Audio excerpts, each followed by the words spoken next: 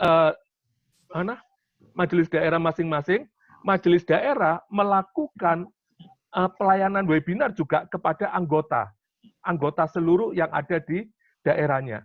Nah, dengan adanya pelaksanaan ini, saya berpikir ini adalah suatu kegerakan menyalakan api Pantai Kosta. Sehingga kegerakan ini ada, itu yang pertama. Lalu yang kedua, supaya kita itu GSPDI mengalami sebuah kehidupan, kita memiliki Zoom untuk online. Saya berpikir alangkah baiknya kalau Zoom online ini dimaksimalkan. Dan kegerakan itu, saya berpikir kegerakan itu dengan hormat mungkin memohon Pak Ketua supaya mendorong dari tiap departemen itu melakukan kegiatan melalui Zoom. Kenapa? Ketika tiap departemen ada kegerakan-kegerakan dengan program-program yang sudah dicanangkan pada saat pertemuan di Surabaya, saya rasa itu sudah merupakan bagian dari menyalakan api Pantai Kosta. Lalu yang ketiga, soal pembiayaan melalui online, saya rasa akan lebih banyak hemat daripada pertemuan secara langsung. Mungkin itu dalam pemikiran saya dalam konsep nyalakan api Pantai Kosta. Terima kasih Pak Siko. Baik, terima kasih Pak Silas. Mungkin ada masukan lain Bapak-bapak atau Ibu-ibu, silakan. Langsung saja. Mari. Pak Dani, mungkin Pak Dani. Mic-nya tolong diaktifkan dulu. Iya Pak, bentar. Ya, sudah Pak Dani. Pak. Ya, terima kasih Pak buat waktunya. Kalau saya berpendapat bahwa dalam rangka HUT GSPDI ini, acara tetap diselenggarakan, Pak. Cuman tentunya konteksnya disesuaikan dengan situasi, seperti usulan Pak Samuel Silas tadi, untuk webinar, tapi saya lebih kepada acara tetap dilaksanakan, pusatnya di Cirebon, di Pak Ketum, nanti kita mengikuti ini, acara tersebut, Pak. Dari seluruh MD, pengurus MP, sehingga pelaksanaan acara tetap berjalan, Pak. Seperti itu. Jadi, walaupun kita tidak bisa berkumpul, melalui Zoom ini, kita tetap bisa menyelenggarakan acara, sehingga makna dan juga apa yang menjadi kerinduan kita untuk menyelenggarakan ucapan syukur GSPDI 69 tahun menuju 70 ini bisa terselenggara. Itu saja, terima kasih Pak. Baik, terima kasih. Ada lagi mungkin? Pak Roni, silakan. Baik, terima kasih atas kesempatannya. Mungkin dari kami melihat usulan baik dari Pak Silas maupun Pak Dani itu sangat baik, artinya kalau saya suka mengikuti acara kegiatan-kegiatan ibadah baik itu melalui YouTube dari Pak Ketum ya di Cirebon, saya rasa itu bisa dimanfaatkan sebagai satu media untuk bisa tetap mengadakan acara ucapan syukur, ibadah ucapan syukur, tetapi kemungkinan dilengkapi dengan misalnya ada beberapa peserta yang dihubungkan melalui mungkin Google Meeting atau Google Duo, sehingga itu bisa terlihat juga di tayangan YouTube itu, sehingga acara dalam kegiatan ini bisa terasa seperti kebersamaan kita dapat begitu. Dan ini bisa kita share, kalau YouTube kan kita bisa share ke seluruh hamba-hamba Tuhan. Mereka bisa mengikutinya dengan baik. Dan saya rasa ini harus tetap dijalankan karena prosesnya kan nanti sampai tahun depan ya, sampai puncaknya sampai 70 tahun GSPDI. Jadi saya rasa dengan menggunakan teknologi kita masih bisa melaksanakan kegiatan atau program ini. Baik, itu saja dari saya. Terima kasih. Baik, terima kasih Pak Roni. Ada silakan tanggapan lain Bapak-bapak. Saya sudah catat yang pertama adalah menyelenggarakan webinar atau seminar secara online. Kemudian yang kedua ibadah online, teknisnya nanti kita bicarakan ya. Jadi ide dari Pak Dani dan Bapak Wower sama kurang lebih tetap diadakan, tetapi tambahan daripada Pak Dani difokuskan difokuskan di Cirebon acaranya. Tambahan Pak lain? Tono, Ya, mau saya tanya dulu Pak Tono. iya Pak. Saya mau bertanya, di Bandung itu bisa ibadah atau tidak di gereja? Kalau di Bandung sampai sekarang belum Pak, karena kita masih tanggal 12 ini acara PSBB. Tapi kemungkinan untuk bulan depan, nah kita harus tunggu dari pemerintah provinsi, khususnya wali kota di Bandung ya Pak. Tapi kalau saya rasa di Cirebon sudah siap, sudah bisa beribadah di Cirebon, karena Cirebon sudah jalur kuning Pak, zona kuning. Jadi begini maksud saya, tetap di Bandung, di sini pun bisa ibadah, tapi diambil surat dari polisi, dikasih tahu ada ibadah, nanti mereka kawal, baik jarak mereka kawal, semua orang pakai masker, dan ini kalau kita buat pun tidak ada sisi kriminalnya, sanksi untuk ditangkap itu nggak ada. Ya kita kan udah pelajari semuanya apa yang dikeluarkan Menteri Agama itu.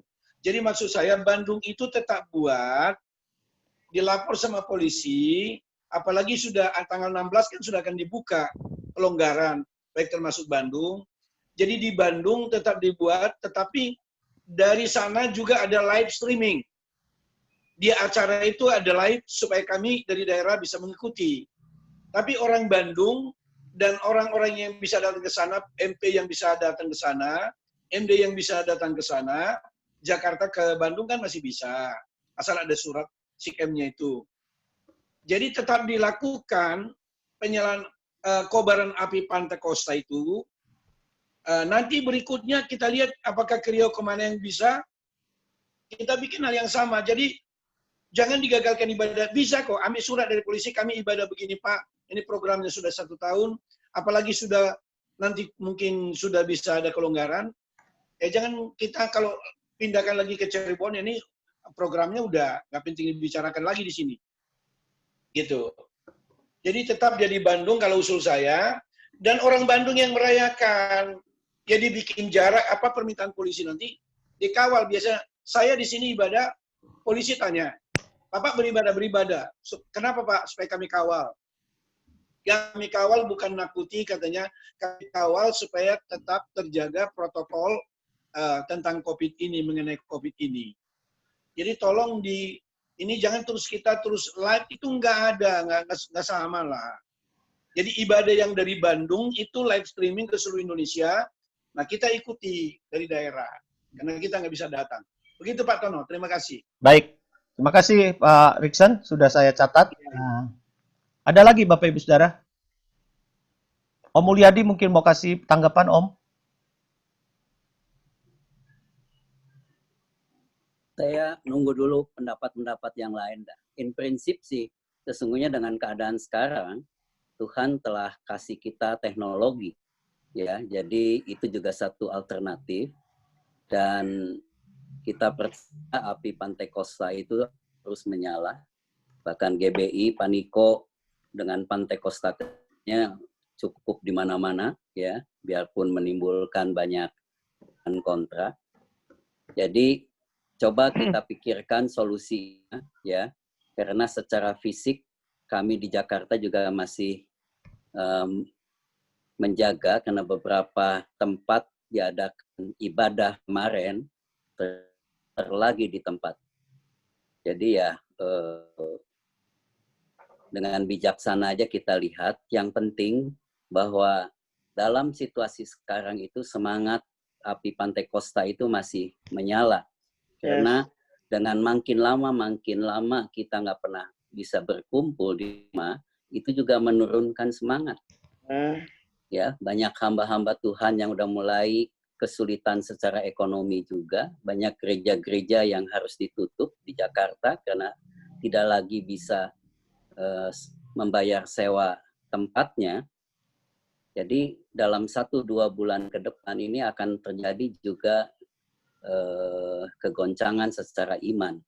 Bagaimana di GSPDI kita membangun semangat itu, dan semangat itu akan terasa sesungguhnya pada waktu kita masih saling memperhatikan satu sama lain, saling menolong satu sama lain, sehingga tidak ada yang merasa ditinggalkan, tidak ada yang merasa tidak dipedulikan, tetapi dengan semangat Philadelphia kita membangun, saya rasa itu salah satu yang bisa mengobarkan kembali api Roh Kudus di dalam diri beberapa hamba-hamba Tuhan kita juga yang mungkin mengalami kesulitan saat-saat ini. Ya, begitu. Saya rasa kita dukung apa saja yang nanti akan diputuskan, apakah itu tetap ada offline, apakah itu jadi online seperti yang beberapa. Dengan teknologi yang sekarang ini saya lihat di Cirebon, di Jombang itu teknologinya udah cukup bagus sehingga bisa mengadakan satu pesta rohani secara menyeluruh di seluruh Indonesia dalam waktu yang bersamaan dengan online. Sistemnya bagaimana ya kita serahkan kepada ahli-ahlinya. Tapi itu menarik sekali ya. Kami melakukannya beberapa kali di jaringan doa dan di Full Gospel itu luar biasa. Bahkan ada yang mengikuti Empower 21 yang diadakan di online, itu luar biasa itunya cara penyajiannya dan bagaimana kita merasa terlibat, walaupun kita tidak hadir secara fisik, tetapi seakan-akan kita ada di tengah acara itu, ya. Oke, Tuhan berkati. Baik. SPDI. Makasih Omul. Pak Pol, silakan Pak Pol masih.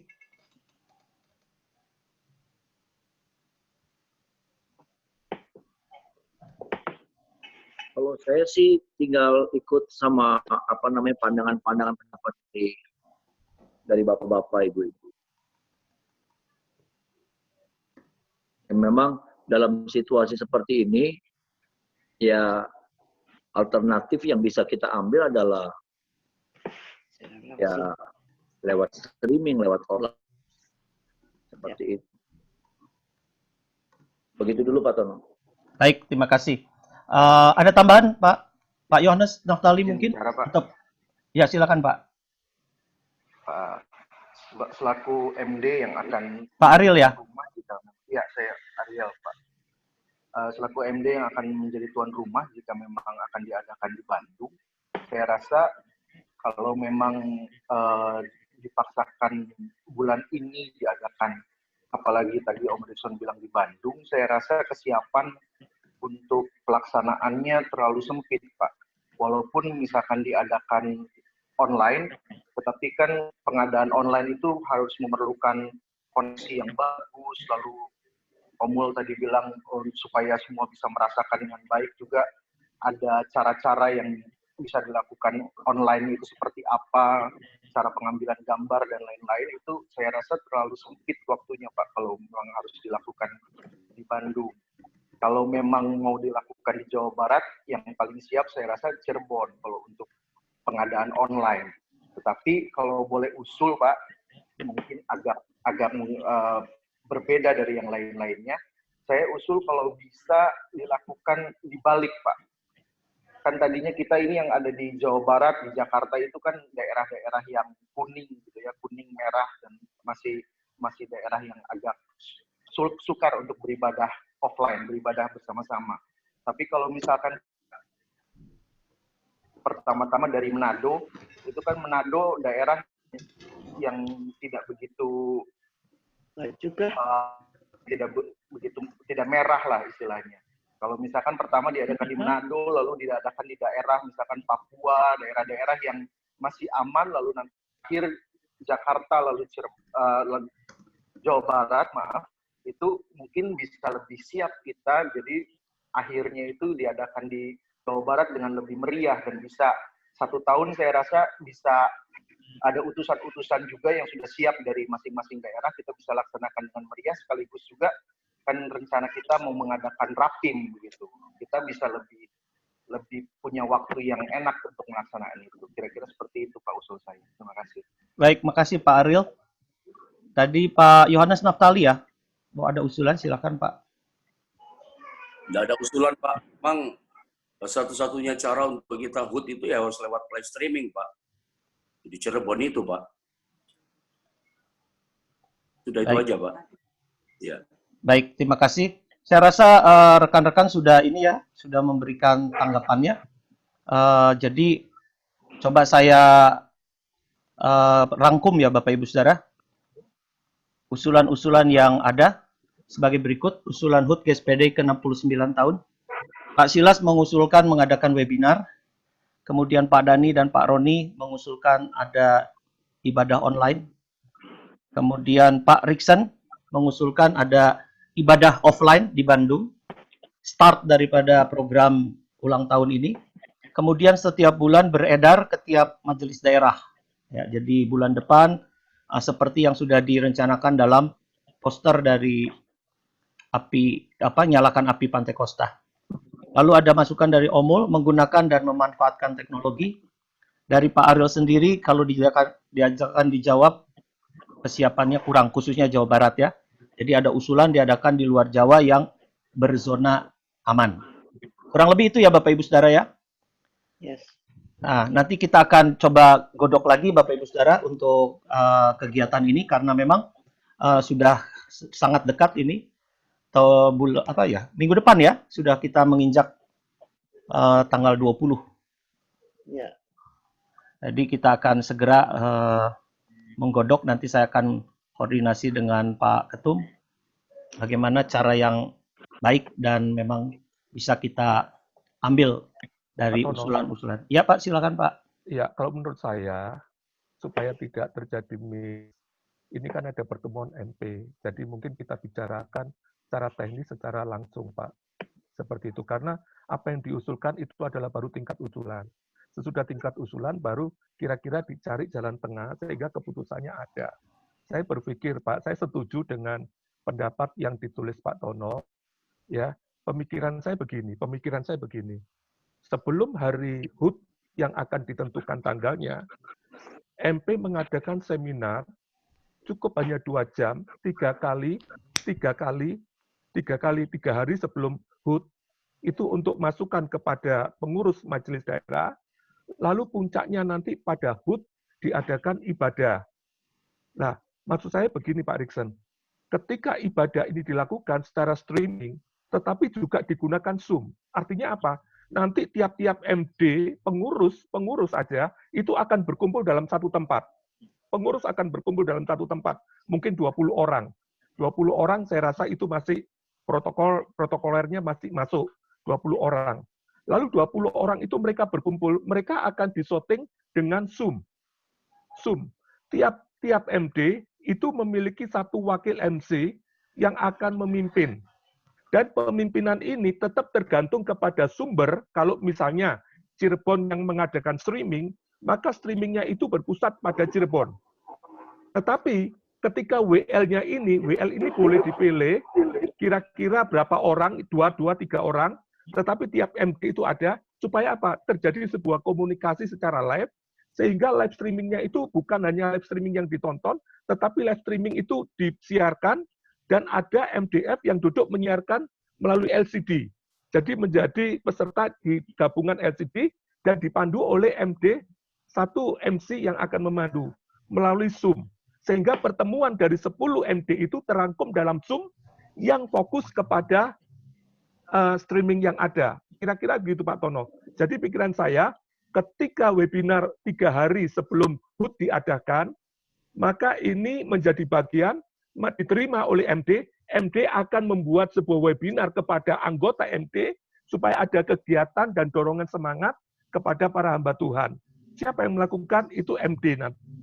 Tapi puncaknya ada pada HUT dengan konteks streaming plus Zoom yang akan terkoneksi dengan keadaan yang ada di streaming, misalnya di Cirebon. Terima kasih, Pak. Ya, baik usulannya kita tampung lagi ya Pak Silas.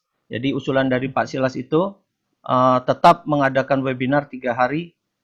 Nah, masalahnya pematerinya siapa ini Pak? Nah, nanti dicari dari MP yang ada untuk memberikan sebuah konsep. Karena ini cuma hanya konsep, Pak. Konsep itu untuk penanam. Salah satu contoh, bisa bicara tentang sebuah konsep etika di dalam pelayanan GSPDI. juga tentang leadership pastoral. Jadi kan konsepnya tentang sekitar di dalam penggembalaan, Pak. Ya, memang ya kalau ini pendapat saya ya Pak ya, bukan moderator ya. Saya sekarang memberikan pendapat sebagai pribadi. Ini persiapannya akan sangat buru-buru ya, seperti tadi kata Pak Ariel. Khususnya untuk pemateri seminar ini, enggak. Saya sendiri mungkin rekan-rekan dari MP yang paling siap mungkin ya Pak Silas mungkin yang siap untuk memberikan seminar. Kalau yang lain mungkin kayaknya agak masih meraba-raba nih Pak. Tetapi kalau usulan daripada Pak Dani dan Pak Roni mengenai ibadah online itu bisa lebih siap kita laksanakan, digabung dengan usulnya Pak Ariel tadi kepada rekan-rekan kita yang memang secara online mereka lebih siap untuk mengadakan. Ya, itu usul pribadi saya. Silakan tanggapan dari rekan-rekan.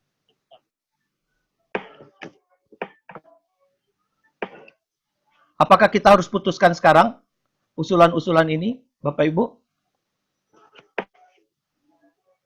Untuk mencari format yang ini, format yang akan kita laksanakan. Silakan masukannya.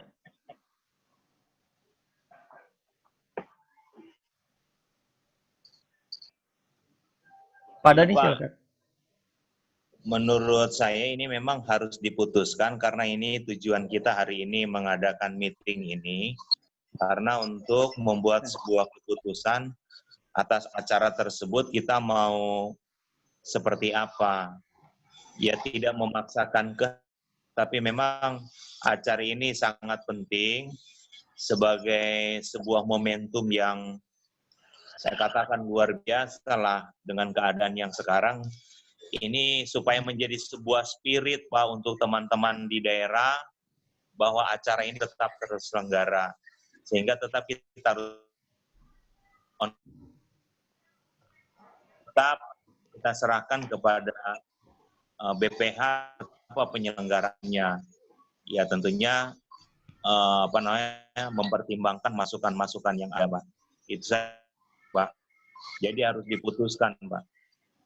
Ya, baik. Di sini kita kembali lagi kepada usulan-usulan yang sudah dicatat di gadget.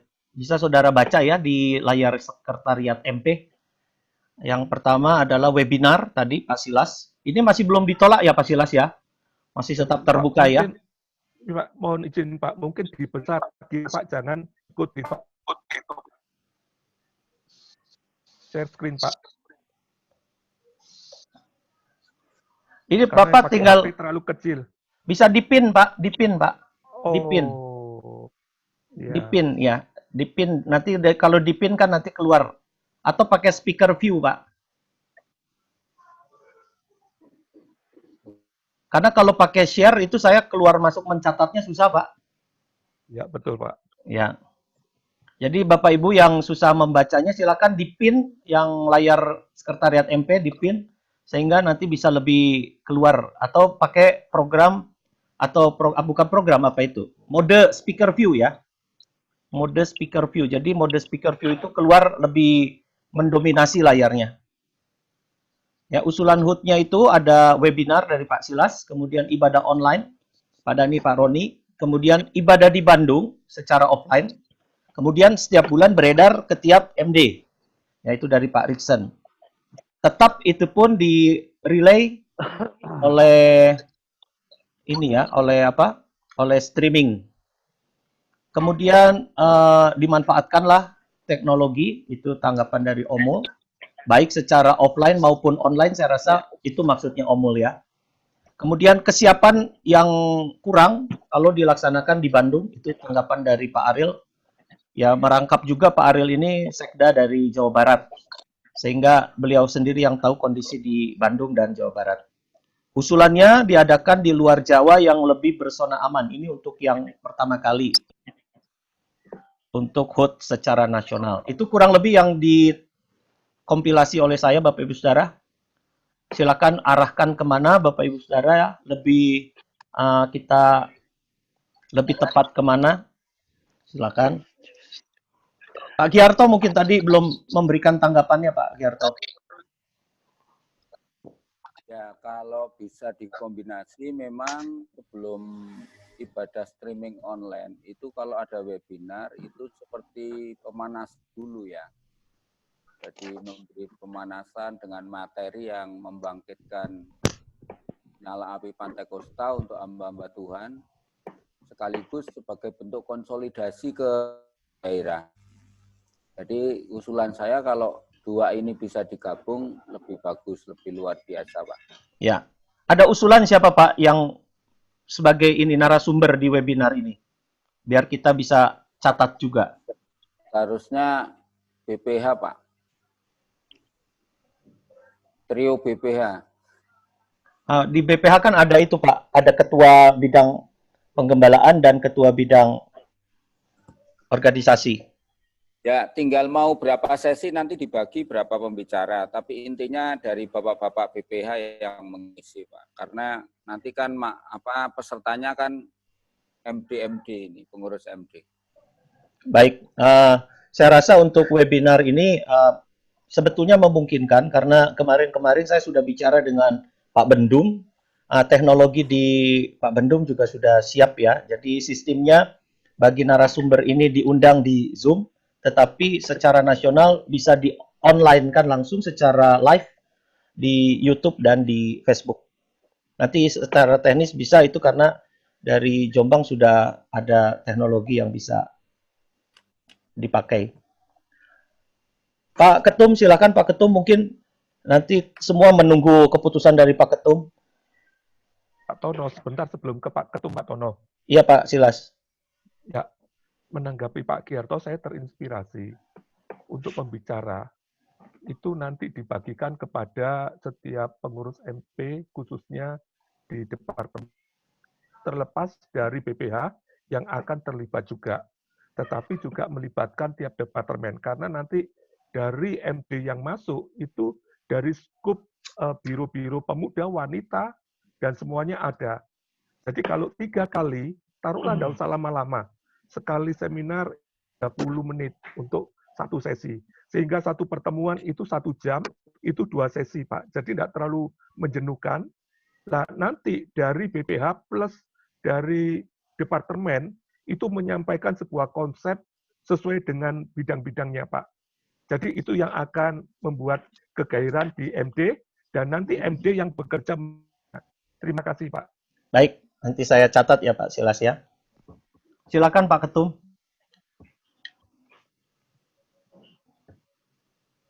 Dari saya, menurut saya setuju semua usulan sebetulnya. Tetapi dalam pengertian, memang kita betul-betul harus siap teknologi, siap secara materi. Jadi ya betul-betul kita mempersiapkannya sedemikian rupa supaya jangan nanti misalnya kita sudah buat bahannya, kita sudah buat acaranya, ternyata koneksinya dan lain sebagainya, perangkatnya tidak. Ya kalau saya semua usulan baik buat saya. Cuman memang kita harus betul-betul memastikan persiapan baik perangkat-perangkat pendukungnya, baik fasilitas-fasilitas yang dibutuhkannya. Memang kita sudah miliki teknologinya, kita sudah miliki. Demikian juga ya kalau seperti yang silas, ya memang buat webinar begitu jangan lama-lama lah, membosankan. Interaksi kita kurang buat saya kurang kalau sampai kita mesti dengar sampai 1 jam orang kayaknya nggak gitu ya. Kalau setengah jam masih boleh lah, menurut saya seperti itu. Tapi sekali apapun dimanapun kita adakan streaming itu ya perangkat-perangkatnya, alat pendukungnya, dan kesiapan di daerah juga tentunya harus memang sudah siap begitu. Karena kan sekarang kalau di pusatnya, di tempat di mana kita adakan streamingnya bagus, tetapi kemudian di daerah-daerahnya nggak menunjang juga sama aja, ya kan? Jadi miss di situ. Seperti itu menurut saya.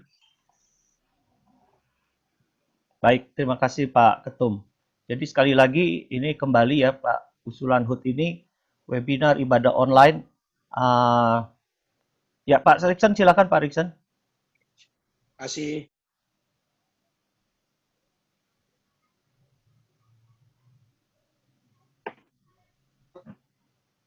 Saya permisi keluar nih, ada pertemuan ya.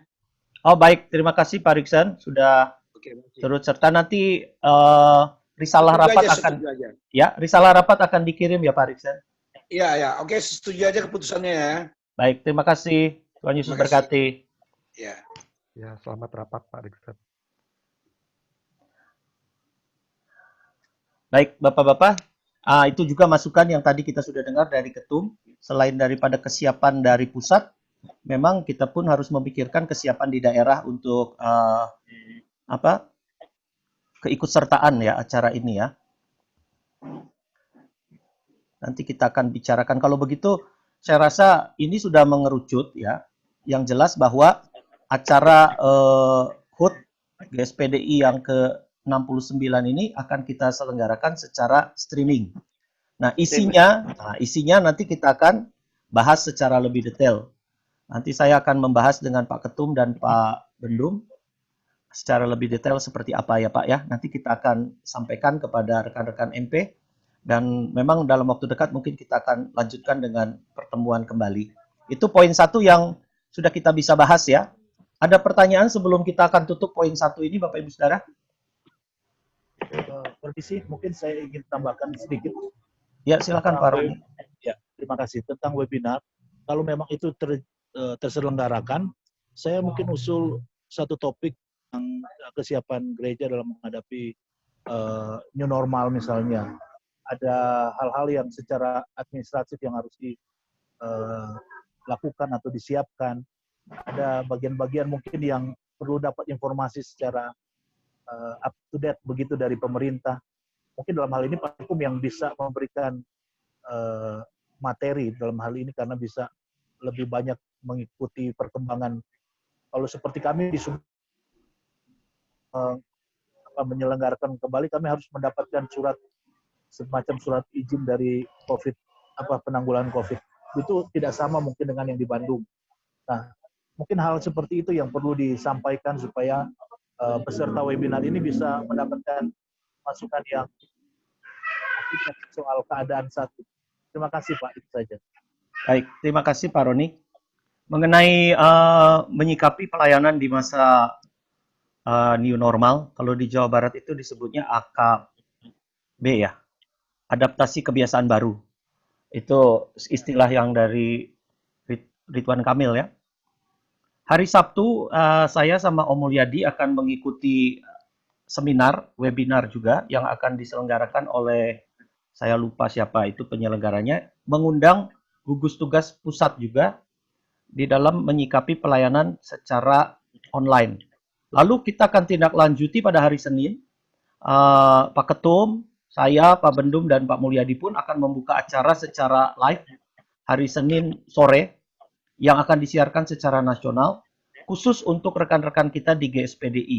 Jadi pada saat itu akan diberi kesempatan untuk bertanya secara live ya, akan di-live-kan di Facebook dan YouTube.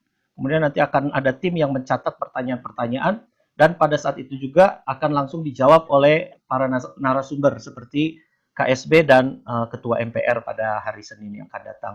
Mungkin itu bisa menjawab daripada pertanyaan Pak Roni. Tetapi yang mungkin yang dimaksud dengan HUT GSPDI ini lebih fokusnya kepada tema kita yaitu nyalakan api Pantekosta Pak Roni. Ya, di situ yang lebih fokus supaya bagaimana nyala api Pantekosta itu secara 3 hari seminar yang tadi diusulkan kalau memang kita bisa laksanakan oleh Pak Silas, itu full isinya ke tema kita ya, tentang nyalakan api Pantekosta. Tapi tidak menutup kemungkinan di sela-sela itu ada hal-hal seperti informasi tentang pelayanan dalam keadaan new normal. Begitu Pak Roni ya. Baik, terima kasih Bapak Ibu Saudara. Kalau sudah tidak ada lagi tanggapan untuk Kalau saya bisa usul, karena waktunya ulang tahun itu tinggal beberapa hari lagi, bisa diputuskan aja tanggal 20 bulan Juni ini ada ibadah misalnya di Cirebon yang disiarkan juga ke seluruh Indonesia. Ibadah hari ulang tahun dengan tema Kobar Costa.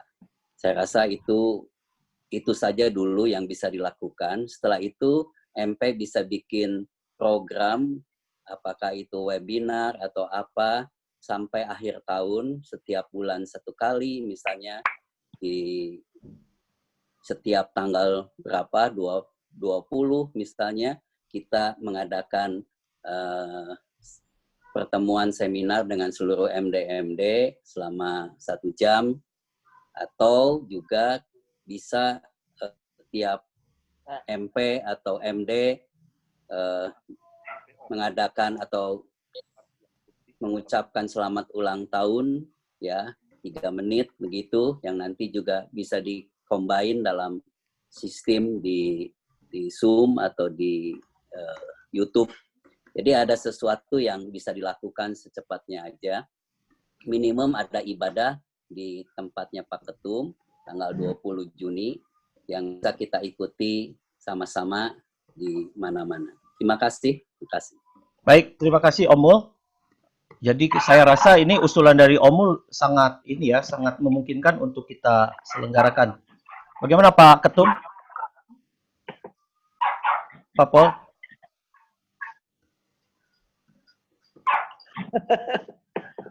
Boleh. Puji Tuhan. Sudah menjawab semua. Ya, sangat setuju. Baik, saya rangkum dulu, Bapak Ibu Saudara. Jadi ini sudah merupakan keputusan saya rasa ya, yang bisa kita setujui bersama. Bahwa usulan itu tadi ya, HUT GSPDI ke-69 tahun, itu bisa dipusatkan di Cirebon, tanggal 20 Juni 2020 hari Sabtu. Pukul berapa kurang lebih nanti diatur oleh pelaksana di Cirebon ya, Pak Pol. Nanti tinggal kita buatkan posternya, kemudian akan ditayangkan secara live, ya, baik di YouTube maupun di Facebook. Nanti kita bisa semua mengikuti. Dan saya harap setiap jemaat pun bisa digerakkan oleh gembalanya masing-masing untuk bisa mengikuti acara HUT GSPDI ke-69 ini. Kemudian selanjutnya acara setiap bulan tanggal 20, itu bisa melaksanakan webinar seperti yang diusulkan oleh Pak Silas. Saya rasa ini lebih longgar waktunya buat kita untuk mempersiapkan materi, dan para pemateri pun saya rasa bisa lebih mempersiapkan secara lebih berbobot ya Pak Silas ya. Kalau tanggalnya seperti ini lebih ringan lah kita. Baik, ini bisa diputuskan Bapak Ibu Saudara? Bisa di ACC? Ya. Setuju. Setuju. Ya, cuma Tante Yona yang setuju. Ya, setuju. Setuju. Baik, kita setuju. Pak Pol bisa diketok palunya, Pak Pol? Oke. Waduh, itu pakai termogan. Puji Tuhan. Kita akan lanjutkan ke pembahasan yang berikut, Bapak Ibu Saudara. Ya. Pembahasan berikut kita yaitu masuk ke poin ketiga, karena tadi 1 dan 2 sudah kita selesaikan. Ini tadi saya mendapatkan WA dari Om Buce sehubungan dengan Ketua Komisi Etik, karena kita akan masuk dalam laporan Komisi Etik.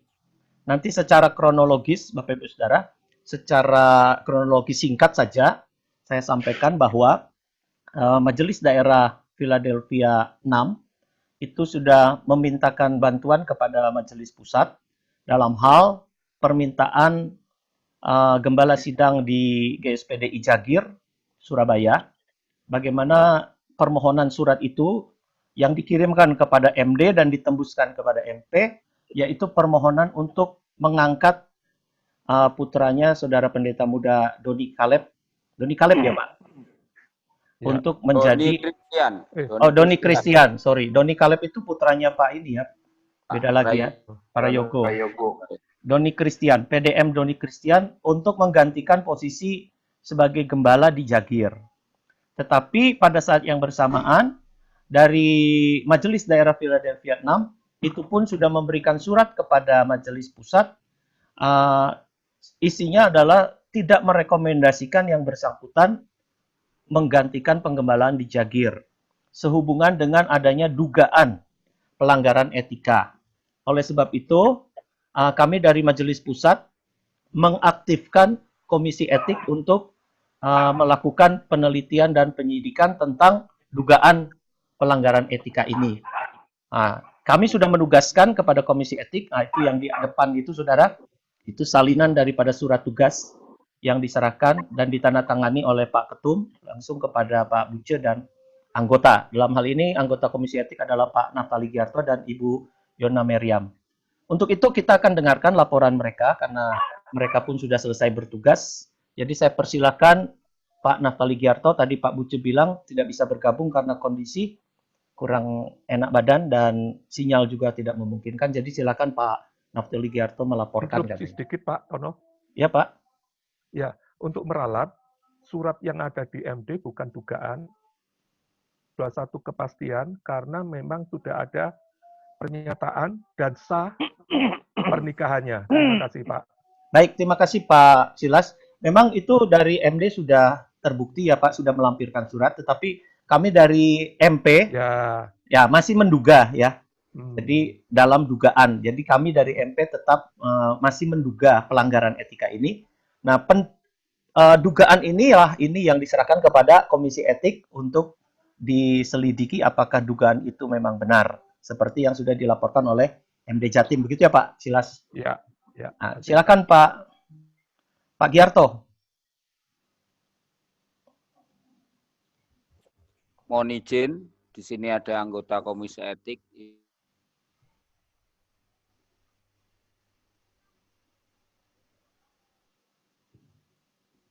Kirim dahulu sesuai dengan surat tugas yang diberikan.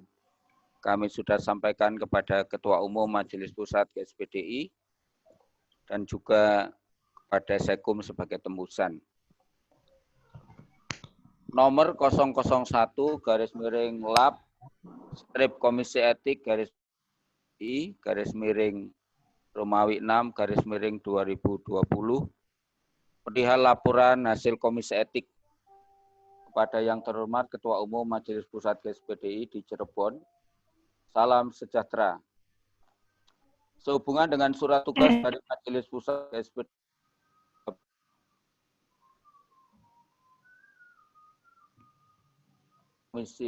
kepada Komisi Etik GSPDI untuk menyelidiki dugaan pelanggaran kode etik pelayan Injil yang dilakukan oleh Saudara Pendeta Muda Doni Christian dari GSPDI Philadelphia Jagir Surabaya, maka kami selaku Komisi Etik dengan ini akan memberikan hal tersebut.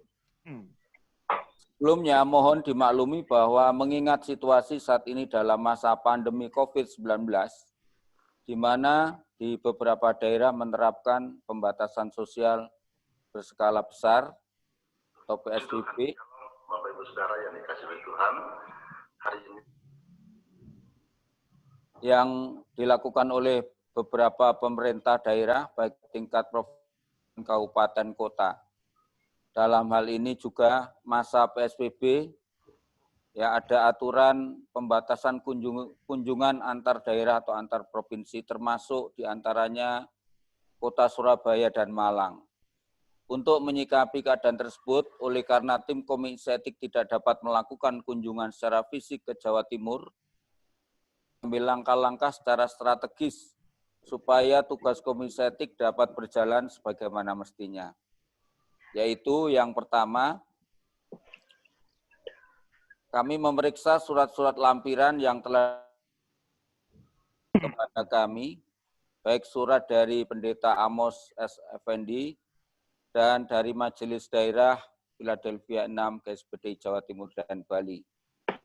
Kedua, kami membuat mengirimkan surat resmi kepada Majelis Daerah Jawa Timur tertanggal 20 Mei 2020 untuk dapatnya memberikan pernyataan tertulis secara lebih lengkap akan apa yang pengurus MDF 6 telah ketahui atas dugaan pelanggaran etika Saudara Pendeta Doni Christian dan oleh Majelis Daerah 6 Jawa Timur telah diberikan jawaban kepada kami Komisi Etik yang juga surat tersebut telah ditembuskan kepada Majelis Pusat pada tanggal 25 Mei 2020. Telah ada foto-foto yang bersangkutan, ya, foto-foto pernikahan ulangnya atau pernikahan keduanya. Yang ketiga, saya sebagai anggota MPR sekaligus kemudian menjadi anggota Komisi Etik, sesungguhnya telah mendengar langsung pemaparan dari Pendeta Amos secara lisan pada pertemuan MPR di Surabaya tanggal 2 Maret, ya, serta informasi dari pihak-pihak lain. Kami Komisi Etik menyampaikan kesimpulannya sebagai berikut. Dengan melihat bukti-bukti yang ada, baik secara tertulis, dokumentasi foto, dan kesaksian lisan yang diterima oleh Komisi Etik, Saudara Pendeta Doni Christian telah terbukti melanggar peraturan Gereja Sidang Pantai Indonesia pasal 93 butir 2 tentang pelanggaran etika moral, yaitu dalam poin C kasus perceraian. Karena telah terjadi perceraian antara Saudara Pendeta Doni Christian telah diceraikan oleh istrinya yang bernama Ruth Filia Margareta pada Juli 2016. Memang perceraian ini sebetulnya sepihak menurut Saudara Doni dan orang tuanya, Bapak Pendeta Amos. Tapi menurut kami apapun alasannya, perceraian telah terjadi dan barang tentu dalam kasus perceraian ada andil kesalahan antara dua pihak, suami dan istri. Poin A, telah terjadi perzinahan sesuai dengan firman Tuhan Matius 19 ayat 6-9. Karena Saudara Pendeta Doni Christian kemudian setelah diceraikan istrinya pada tanggal 7 Februari 2020 telah menikah dengan Saudari Mardiana, anggota jemaat Gereja Bethel Tabernakel, Pucang, Surabaya, dan pernikahan mereka diberkati oleh Pendeta Jonathan GBT Tabernakel Pucang, Surabaya, serta telah didaftarkan di kantor catatan sipil pada tanggal 10 Februari 2020. Yang ketiga, bahwa sesuai dengan pasal 94 tentang tindakan disiplin, kami telah mendengar dan membaca keterangan tertulis dari pengurus Majelis Daerah Philadelphia 6, bahwa yang bersangkutan setelah diceraikan telah dinasihati secara lisan oleh pengurus Majelis Daerah untuk bisa rujuk kembali. Dan apabila tidak bisa rujuk, maka ia tidak boleh menikah lagi selama mantan istrinya masih hidup. Namun ternyata pada tanggal 7 Februari 2020, Saudara Pendeta Doni Christian telah menikah lagi. Di sini telah mengabaikan nasihat dari Majelis Daerah. Maka jika mengacu pada peraturan GSPDI pada butir 2 pelanggaran etika moral, poin A, B, dan C, hal itu telah terjadi pelanggaran moral berat, yaitu terjadinya pernikahan kedua sementara mantan istri pertama masih hidup. Maka kepada yang bersangkutan sudah dapat diambil tindakan oleh Majelis Pusat langsung. Nah, di dalam peraturan GSPDI yang sudah di dalam kalimat pemberian di sana ada tanda bintang. Kemudian di dalam penjelasan PO gereja peraturan D itu membutuhkan keputusan atau masukan dari Komisi Etik. Ya, jadi kasus itu diperlukan adanya Komisi Etik. Jadi itu tambahannya di peraturan organisasi sekarang. Maka dalam kasus ini Komisi Etik ditugaskan untuk melakukan penyelidikan. Dalam hal statusnya yang bersangkutan sebagai pendeta muda, maka kewenangan pencabutan gelar jabatan pendeta muda berada dalam wewenang majelis daerah. Dalam hal ini majelis daerah 6. Hanya dalam hal ini majelis daerah 6 belum mengambil tindakan disiplin sebagaimana SPDI pasal 94 butir 2 poin A dan B, yaitu pemberian surat peringatan. Jadi memang setahu saya surat peringatan tertulis belum pernah dilayangkan kepada yang bersangkutan, tetapi teguran lisan sudah diberikan. Yang keempat, dalam peraturan GSPDI bab 3 tentang pejabat dan jawatan, dalam pasal 16 bahwa persyaratan untuk menjadi pejabat dan jawatan sebagaimana dimaksud dalam pasal 15 butir 1, yaitu pejabat GSPDI terdiri atas pendeta, pendeta muda, pendeta pembantu. Jabatan-jabatan tersebut berlaku untuk pria dan wanita. Butir 2, GSPDI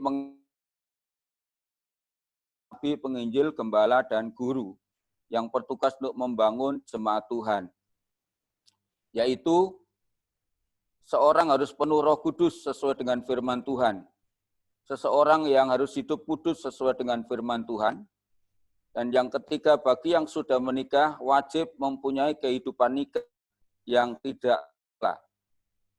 Terjadinya peristiwa perceraian dan pernikahan kembali oleh saudara pendeta Doni Christian, bukti telah terjadi pelanggaran terhadap pasal 16 dari peraturan GSPDI dan menjadikan pendeta muda Doni Christian tidak layak untuk menjadi pejabat GSPDI. Kelima, dalam hal surat permohonan pengajuan pelantikan gembala jemaat oleh pendeta Amos Effendi kepada Majelis Pusat untuk dialihkan atau digantikan atau dilanjutkannya kepada saudara pendeta Doni Christian sebagai anak, menurut pendapat kami dengan melihat fakta-fakta yang ada, saudara pendeta Doni Christian sudah tidak memenuhi syarat untuk menjadi pejabat GSPDI. Demikianlah surat ini kami sampaikan kiranya untuk dapat menjadi pertimbangan bagi Majelis Pusat dalam mengambil keputusan selanjutnya. Terima kasih, Tuhan Yesus memberkati. Salam dan doa kami, Bandung, tanggal 6 Juni 2020, Komisi Etik Gereja Sidang Pantekosta di Indonesia, ditandatangani oleh Pendeta Puja PCT Korompes BSC selaku Ketua, Pendeta Giarto, Pendeta Dr. Anda Yono M. Liando Onibala sebagai anggota, dan distempel. Demikian laporan kami. Terima kasih, Tuhan memberkati. Terima kasih Pak Giarto. Bapak Ibu sekalian, anggota pengurus Majelis Pusat, demikian laporan dari Komisi Etik. Ada tanggapan? Silakan, saya buka kesempatan Bapak Ibu Saudara. Ini masukan dari Komisi Etik supaya Majelis Pusat nanti akan memutuskan dan mengirimkan surat kepada Pendeta Amos dalam hal menjawab surat permohonan yang disampaikan. Silakan Bapak Ibu Saudara.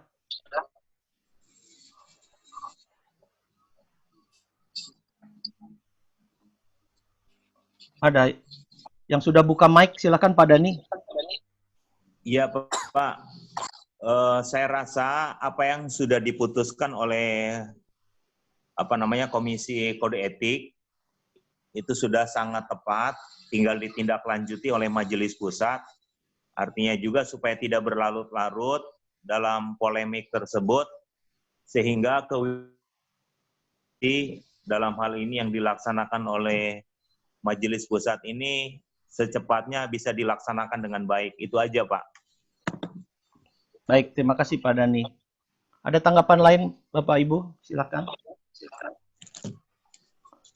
Sebelum nanti saya serahkan keputusan terakhir kepada Pak Ketum. Karena Pak Amos ini juga salah satu anggota daripada MPR, ya. Jadi saya juga minta pandangan dari Om Mulyadi sebagai Ketua MPR.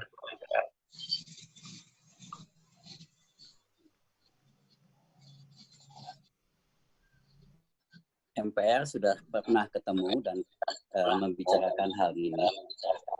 Jadi in prinsipnya sesuatu yang salah ya salah. Dan saya berterima kasih apa yang dilakukan oleh Komisi Etik, telah melakukan apa yang baik dan telah memberikan masukannya kepada Majelis Pusat. Jadi saya percaya tindakan secepatnya supaya hal ini tidak berlarut-larut. Yang perlu dipikirkan juga adalah setelah keputusan itu keluar, bagaimana kemungkinan-kemungkinan ke depannya. Saya rasa itu juga yang harus dipikirkan sehingga itu juga akan menjadi kebijaksanaan dari kita, dari Majelis Pusat untuk GSPDI yang ada di Bangir. Terima kasih. Baik, terima kasih Omul. Pak Pol, silakan Pak Pol. Ya, sesuai dengan masukan dari Komisi Etik, lalu kan kemudian kan keputusan itu diserahkan kepada surat itu kan yang mengeluarkan itu kan adalah dari MD setempat. Jadi ya kita akan dorong supaya MDF berapa itu? 6 Pak. 6. Untuk melanjuti apa yang hasil dari Komisi Etik yang sudah dilaporkan kepada kita. Baik, seperti itu Pak. Baik, makasih Pak Ketum. Jadi nanti memang ini kita akan berikan surat kepada MD ya, kepada MD 6, surat dari Majelis Pusat yang isinya ada lampiran, ya, lampiran dari Komisi Etik. Begitu ya Pak ya? Iya. Supaya MDF 6 menindaklanjuti dalam hal ini ya, pertama ya mencabut status pendeta muda daripada Pak Doni Christian, karena itu di wilayah MD. Dan kepada untuk Majelis Pusat sendiri saya rasa perlu ada surat penolakan ya Pak ya? Iya Pak. Ada surat penolakan bahwa yang bersangkutan tidak lagi memenuhi syarat sebagai pejabat GSPDI, dalam hal ini memegang status gembala ya. Gembala ya. Itu dialamatkan kepada MD ya, dan ditembuskan kepada Pak Amos, begitu ya. Ya Pak Silas. Satu adalah penolakan, yang kedua pencabutan melalui MD. Tetapi mungkin saya ingin memberikan pendapat, surat penolakan itu adalah langsung ditujukan kepada yang bersangkutan. MD dapat tembusan Pak. Mengapa? Karena surat pengajuan untuk Doni untuk masuk menjadi gembala itu ditujukan kepada Majelis Pusat Pak. Terima kasih Pak. Oh ya, baik. Baik Pak. Terima kasih. Jadi itu kesimpulannya Bapak-Bapak ya, yang bisa kita ambil, nanti segera akan ditindaklanjuti oleh sekretariat. Saya rasa untuk laporan Komisi Etik sudah bisa kita tutup ya Bapak Ibu Saudara. Terima kasih Pak, dalam hal ini Ibu Yona dan Pak Kiarto sebagai Komisi Etik sudah memberikan laporan kerjanya. Tuhan Yesus memberkati. Oke, terima kasih Pak Tono. Kita akan lanjutkan ke bagian berikutnya Bapak Ibu Saudara, yaitu bagian terakhir ya, tentang poin yang keempat, yaitu kesiapan daripada Departemen Pendidikan. Dalam hal ini nanti saya serahkan kepada Pak Dani untuk melaporkan kesiapan-kesiapan yang sudah dilaksanakan. Silakan Pak Dani. Ya, terima kasih Pak. Di sini saya mau menyampaikan hal-hal yang menjadi kesiapan dalam rangka mempersiapkan materi untuk kenaikan jenjang kependetaan yang sebagaimana program Majelis Pusat yang nantinya di Munas akan diselenggarakan pelantikan ya, kenaikan jenjang kependetaan yang akan didahului dengan ujian ataupun diklat mengenai kenaikan jenjang kependetaan tersebut.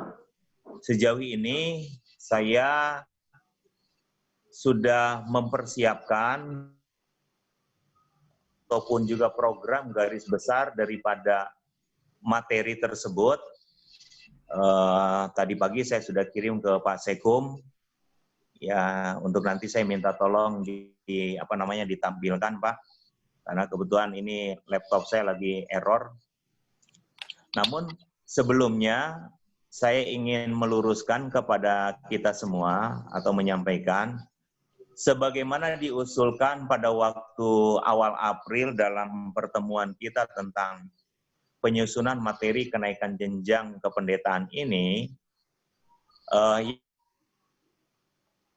dengan dasar atau tidak terlepas dalam konsep Injil sepenuh seperti itu. Sehingga pada waktu bulan April saya melakukan sebuah survei literatur dan juga dialog bahkan diskusi dengan seluruh rekan-rekan Majelis Pusat tentang apa sih itu Injil sepenuh. Dan saya sudah sampaikan yang sangat bagus, dan kesimpulannya hasil daripada studi literatur, terus diskusi, dan juga dialog-dialog yang kami lakukan dengan beberapa orang yang saya anggap bisa memberikan kontribusi pemikiran tentang apa itu Injil sepenuh. Nah, ini tentunya sebelumnya saya mohon maaf supaya menjadi sebuah menjadi satu pandangan buat kita semua, karena ternyata dari diskusi, dari sharing, maupun juga dialog-dialog yang terjadi ternyata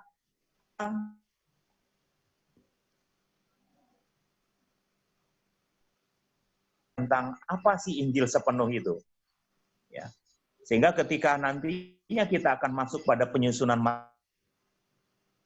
bahasan, supaya tidak terjadi sebuah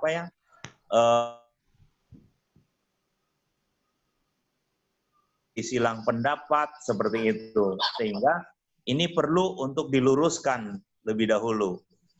Nah, kesimpulan yang saya dapati, nanti saya akan keluarkan satu artikel yang saya dapati, saya susun tentang Injil sepenuh, bahwa untuk dipahami oleh kita semua, Injil sepenuh ini, ya di sini saya hanya sekedar meluruskan persepsi saja, bahwa di Alkitab sendiri, itu hanya satu kali ditulis dalam kitab Roma, ketika dia melakukan perjalanan dari Yerusalem sampai ke Illyricum, dia mengatakan begini, Rasul Paulus, bahwa yang aku beritakan adalah sepenuhnya Injil Kristus, hanya satu-satunya itu. So, di survei Alkitab, ya, di dalam kitab Roma. Nah, sehingga itu selanjutnya Rasul Paulus hanya mengatakan, dan juga rasul-rasul yang lain, bahwa dengan istilah yang muncul ada Injil Allah, Injil Kerajaan Allah, Injil Kerajaan Sorga. Dengan demikian, bahwa kesimpulan yang ada dari Alkitab menunjuk bagaimana kan Rasul Paulus di dalam 1 Korintus 15 ayat 1 sampai dengan ayat yang kelima. Kalau mungkin Pak Sekum bisa bantu saya untuk menampilkan ayat ini, Pak. Bentar, Pak. 1 Ini Korintus 15. di laptop saya nggak ada Alkitab, Pak. Oh, nggak ada, Pak ya? Ya. Coba saya gabung di... Ya mungkin yang lain bisa. Ya, bisa melihatnya di situ. Jadi sebelum nanti ada kesimpulan tentang apa itu Injil sepenuh, kita lihat dulu dasar daripada kata ini. Ia berangkat dari satu istilah yang disebut dengan, pertanyaannya apa itu Injil? Nah, ini yang seringkali menjadi kesalahan dalam memberikan penjelasan dari sharing diskusi yang saya lakukan. Ada banyak berpendapat bahwa Injil itu adalah Alkitab. Gitu. Atau ada yang mengatakan Injil itu adalah Perjanjian Baru. Lalu ada yang mengatakan juga bahwa Injil itu adalah keempat Injil. Namun, berdasarkan catatan Alkitab yang saya survei, bahwa ternyata yang dimaksud Injil itu bukan Alkitab. Dan Alkitab itu bukan Injil. Demikian juga dia bukan Perjanjian Baru dan bukan juga yang dimaksud keempat Injil, ya. Injil Matius, Markus, Lukas, Yohanes.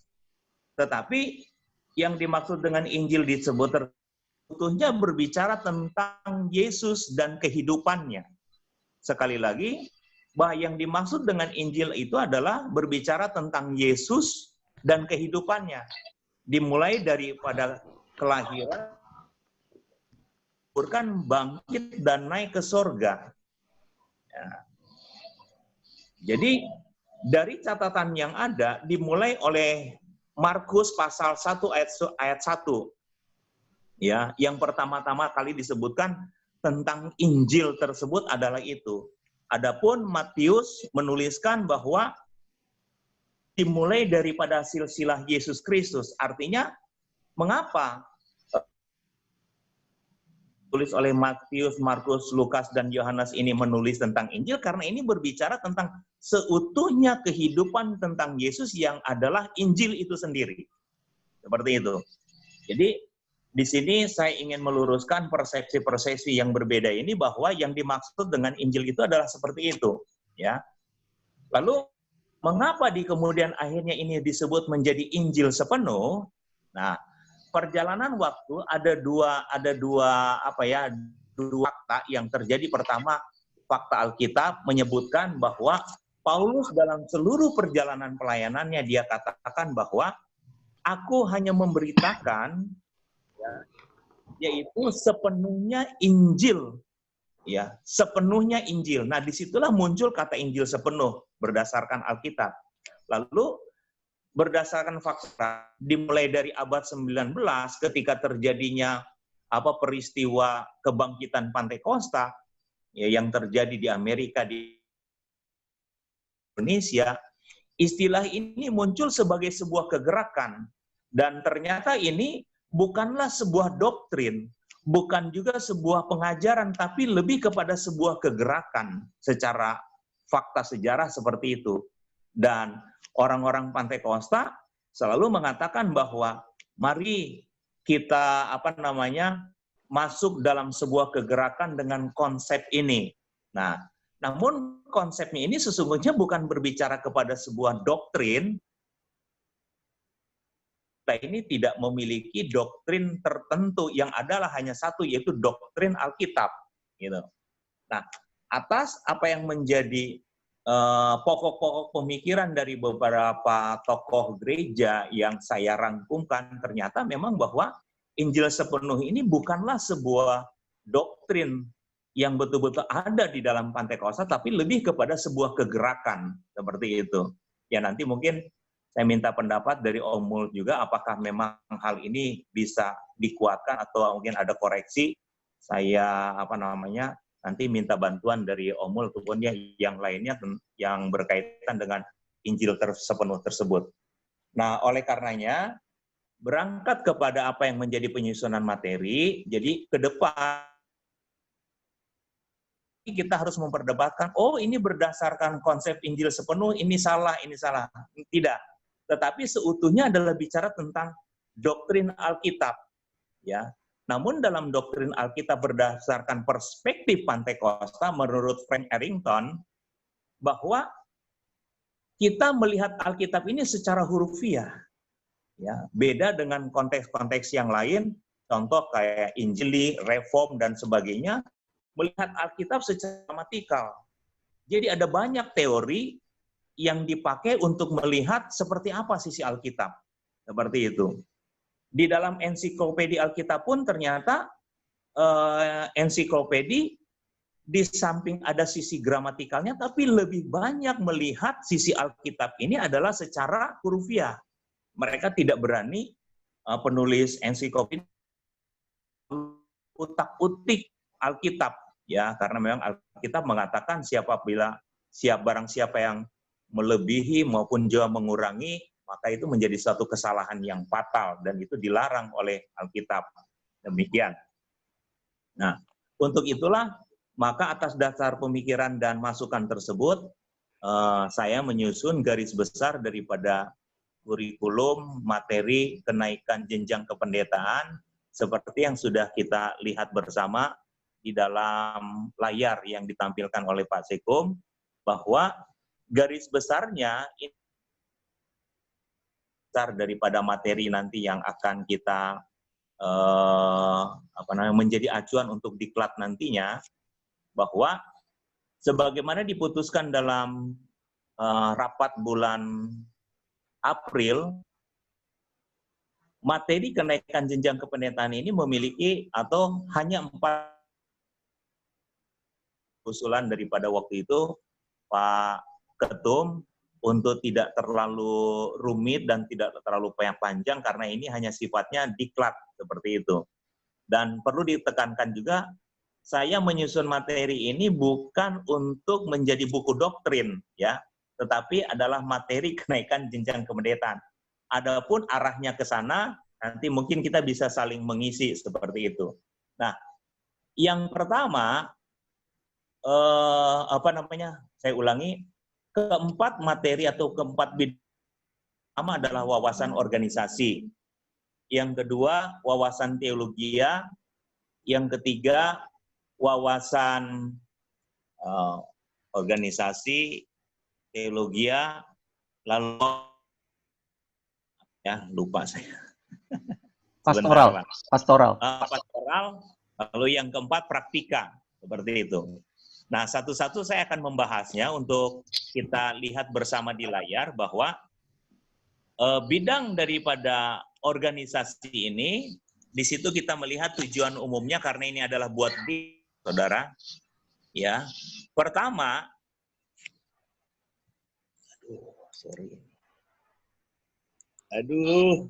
mana ini ya? Ya, habis baterai, Rin. Halo? Ya, Pak. Layar.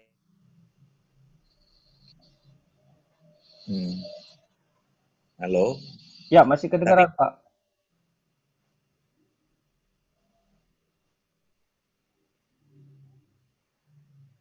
Ya, kelihatannya habis baterai Pak Dani ya. Jadi ngeheng itu Pak Daninya, kasihan, mangap terus tuh pas lagi ngeheng.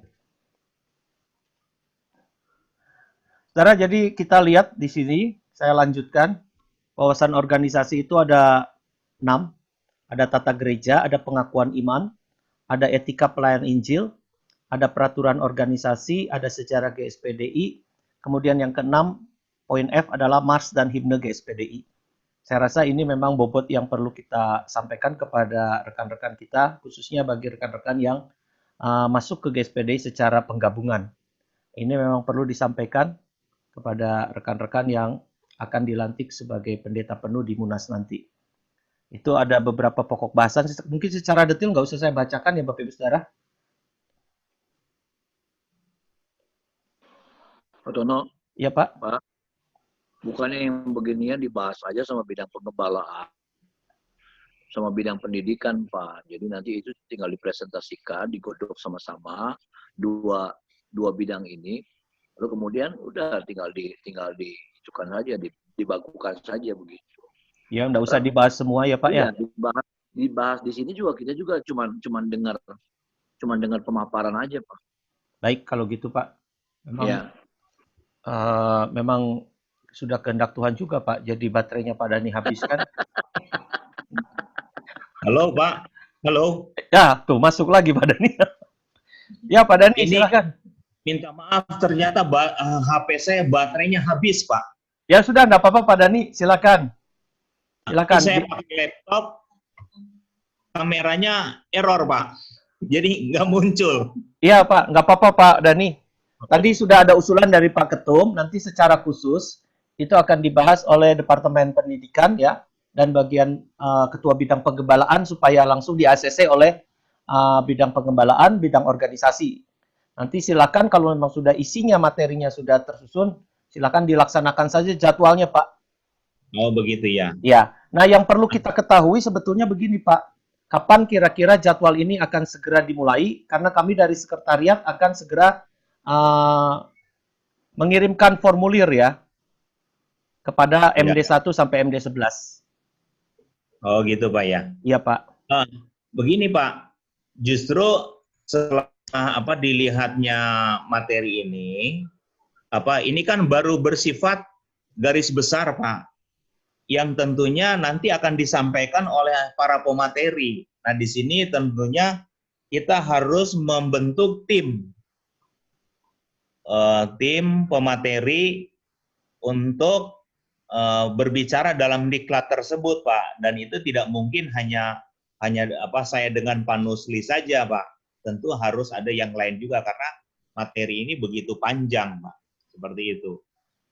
Ya baik, nanti silahkan Pak kita bentuk ya di luar ini ya, di luar MP secara keseluruhan, nanti dibentuk saja Pak tim khusus ya, itu usulan dari Pak Ketum yang lebih membicarakan secara teknis Pak.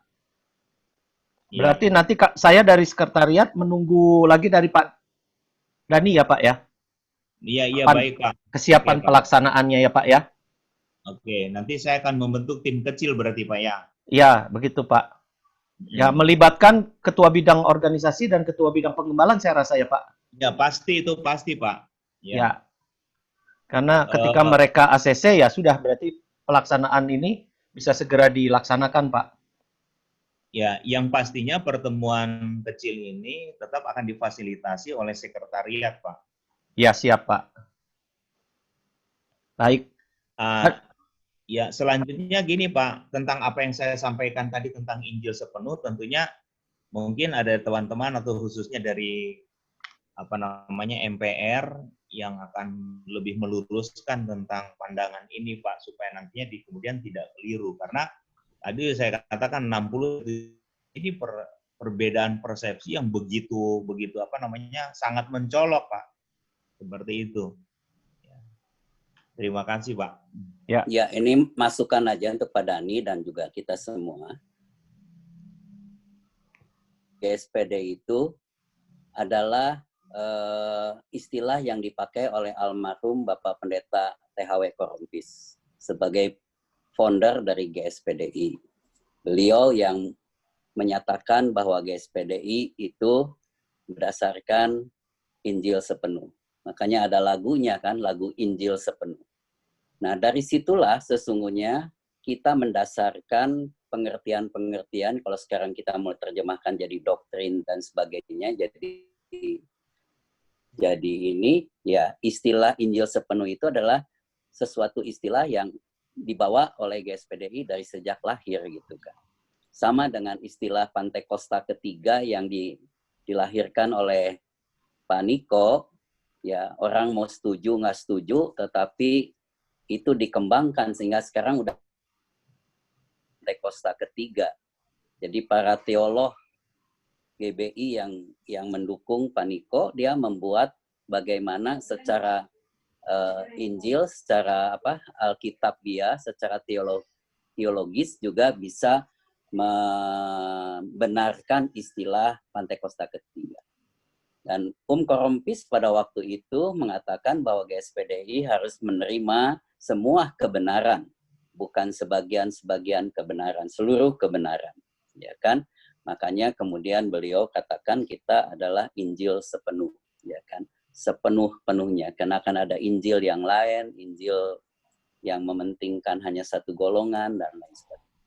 Jadi Pak Dani memang kalau kita mengadakan studi literatur akan banyak pendapat ya. dari zaman ke zaman. Semua istilah dalam Alkitab. Contohnya, di dalam Alkitab itu nggak ada istilah perjamuan kudus. Saudara cari juga nggak akan ketemu istilah perjamuan kudus. Tetapi kita kan menggunakan istilah perjamuan kudus. Di dalam Alkitab, dalam bahasa aslinya, tidak ada istilah bahasa roh. Saudara cari di dalam bahasa aslinya, bahkan dalam bahasa Inggris, tidak ada istilah bahasa roh. Yang ada adalah bahasa lidah. Jadi saudaraku, hal-hal demikian terus akan menjadi perdebatan para teolog. Tetapi kita mengerti apa artinya Injil sepenuh. Bahwa kita menerima seluruh kebenaran dan bahkan kita mengharapkan kita dibawa kepada seluruh kebenaran. Oleh sebab itu kita memakai visi kita di Efesus 4. Kita bertumbuh dalam segala hal ke arah Kristus yang adalah sumber dari segala sesuatu. Demikian Pak Dhani. Oh iya, terima kasih Om. Baik, terima kasih. Ada usulan lain Pak? Silakan. Pak Pol. Baik, kalau sudah tidak ada berarti memang Pak Dhani bisa melanjutkan lagi ya Pak ya? Iya Pak, baik Ya. Pak. Nanti kalau sudah siap baru kita diundang kembali ya Pak. Tim inti khususnya tim kecil itulah yang dibentuk ya Pak ya? Iya Pak. Baik, Baik, terima baik. kasih. Bapak-bapak, saya rasa seluruh pembahasan yang direncanakan kita bahas hari ini sudah selesai. Jadi kita bersyukur Tuhan sudah memberikan pertolongan kepada kita dan semua nanti kita akan tindak lanjuti keputusan-keputusannya. Satu yang tadi ya di Cirebon tanggal 20 nanti kesiapan daripada tim Kenduruan yang akan melaksanakan hari ulang tahun. Mudah-mudahan untuk yang di Jawa Barat kalau PSBB tidak berlanjut kita pun bisa bergabung ke Kenduruan. Saya mudah-mudahan bisa bergabung ke Kenduruan, Pak Ariel juga mudah-mudahan bisa bergabung ke Kenduruan. Kecuali yang agak jauh-jauh ya. Lintas provinsi mungkin agak sulit. Pak Tono. Ya Pak. Saya harap MD4 bisa bergabung.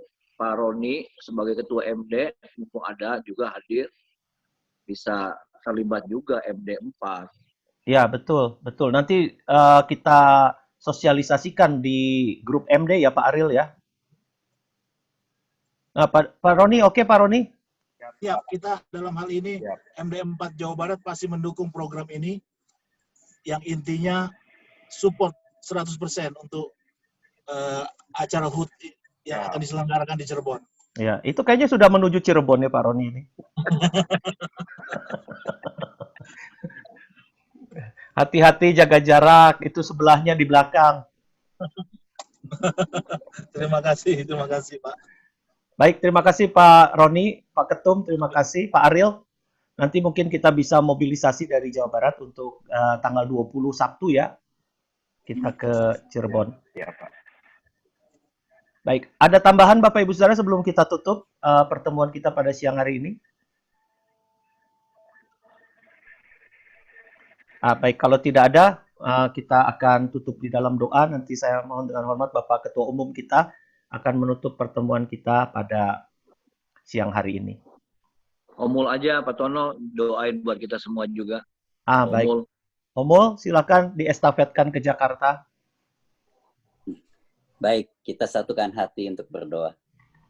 Maha besar Allah Bapa dalam surga, Bapa yang kami panggil di dalam nama Tuhan Yesus Kristus, ya Roh Kudus yang hadir selalu dalam kehidupan kami, yang memimpin kami kepada kebenaran dan kepada segala kebenaran. Terima kasih buat pertemuan pada pagi siang hari ini dari Majelis Pusat di GSPDI, dan apa yang kami bicarakan biarlah menurut dan kehendak Tuhan yang jadi.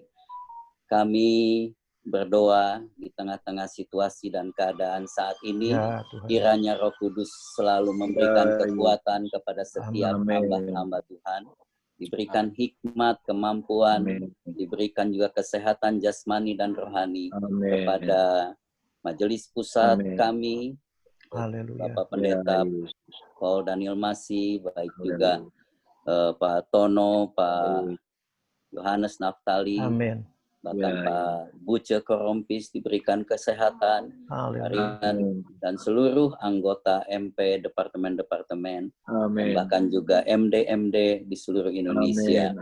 Berikan kesatuan hati, berikan sukacita dalam melayani dalam segala keadaan.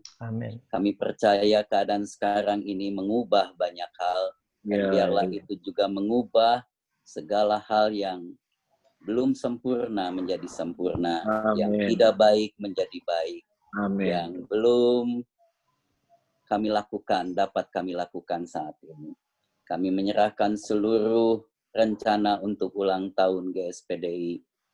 Kami berterima kasih 69 tahun Tuhan telah memimpin sinode ini, sehingga kami boleh ada sebagaimana kami ada. Biarlah api Pantekosta, api Roh Kudus yang memulai kegerakan penginjilan, kegerakan pelayanan dari GSPDI akan terus menyala dan bahkan semakin besar di zaman akhir ini.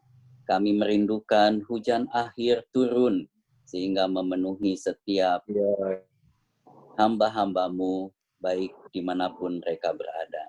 Terima kasih, Bapak. Terima kasih. Kami maka mereka sudah memulai ibadah atau mempersiapkan. Tapi kami percaya kasih karunia Tuhan menyertai. Sehingga domba-domba akan tetap terpelihara, bahkan bertambah-tambah. Memberkati seluruh saudara-saudara kami yang hadir, bahkan yang khusus daripadamu. Terima kasai. Mari kita angkat tangan kita. Kiranya kasih karunia Tuhan yang besar menyertai saudara mulai saat ini sampai selama-lamanya. Terimalah berkat anugerah dari Bapa di surga, kasih sayang Yesus, persekutuan dengan Roh Kudus menyertai kita semua. Dalam nama Bapa, Putra dan Roh Kudus, dalam nama Tuhan Yesus. Haleluya. Haleluya. Amin. Tuhan memberkati. Terima kasih. Terima kasih. Siang. Terima kasih. Memberkati. Tetap sehat. Amin. Tuhan berkati. Salam buat keluarga semua. Manado, Tomohon. Tetap semangat. Ya. Pak Roni, hati-hati Pak Roni. Terima kasih ya. Lagi santai di jalan. Ya. Pak Roni jangan mampir-mampir lagi ya. Wah, ini baru mampir depan Pak Tono ini.